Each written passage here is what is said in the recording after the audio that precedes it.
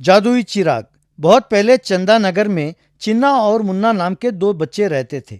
दोनों साथ साथ स्कूल जाते थे और साथ साथ खेलते थे। चिन्ना जरा शांत स्वभाव का था, लेकिन मुन्ना बातूनी था। हमेशा कुछ ना कुछ बोलता रहता था, सामने वाले को बोलने का मौका ही नहीं देता था। एक दिन जब दोनों स्कूल से लौट रहे थे तो रास्ते में एक सोने का चिराग दिखाई दिया। चिन्ना ने पास जाकर उसे अपने हाथों में उठाया। चिन्ना, अरे ये कोई जादुई चिराग दिखता है, जैसे कहानी में है। सुना है इसमें एक जिन रहता है, इसको रगड़ने पर बाहर आकर इच्छाओं को पूरा कर देता है। हाँ हाँ, पर वे चिराग मेरा है, पहले मैंने ही इसे देखा। कहते हुए उसने चिराग को छीनना शुरू किया। चिन्ना, ये अन्याय है, मैंने ही इसे पहले देखा था। कहते हुए उसे जोर से पकड़ा।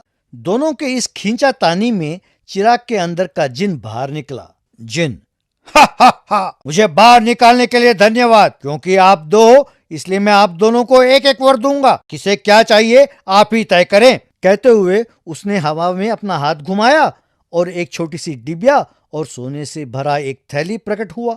जिन ने कहा, इन दोनों के बारे में बताता हूँ, सुनो। कुछ कहने की जरूरत नहीं है। एक कोई काम ना आने वाली डिबिया और एक सोने से भरी थैली। मुझे सोने की थैली ही चाहिए। जिन वहां से गायब हो गया। दोनों अपनी अपनी वस्तुओं को लेकर वहां से चले गए। मुन्ना अपने पैसों से एक आलीशान घर बनाकर नौकर चाकर के साथ बड़े आराम से रहने लगा। पसंद का भोजन करता था। अपने दोस्तों से मिलना छोड़ दिया। कुछ दिन बाद उसके पास जो पैसे थे वो खर्च हो गए। नौकरों को तनख्वाह ना मिलने की वजह से वो घर छोड़कर चले गए। पैसे खत्म होते ही उसे अपना घर बेचना पड़ा और वो जाकर एक पेड़ के नीचे रहने लगा। एक दिन चिन्ना वहां से गुजर रहा था तो मुन्ना को देखा। मुन्ना, क्या हुआ? पेड़ के नीचे क्यों रह रहे हो? पैसों का क्या हुआ? मुन्ना ने जो हुआ सब बताया।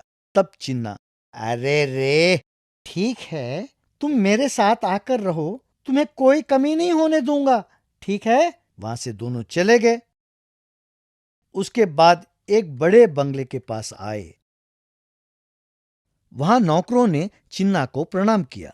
चिन्ना, क्या ये तेरा घर है? बहुत बढ़िया है। उस दिन लालच में आकर मैंने सोने की थैली ले लिया था, पर तुमने तो डिब्बा लिया। पर क्या था उस डिब्बे में? मैंने उस दिन जब डिब्बा खोला तो उसमें एक कागज था।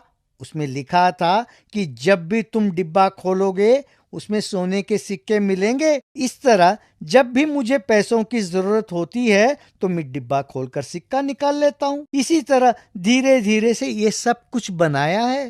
अरे, उस जिन की पूरी बात ना सुनकर मैंने गलती की, इसीलिए ऐसा हुआ।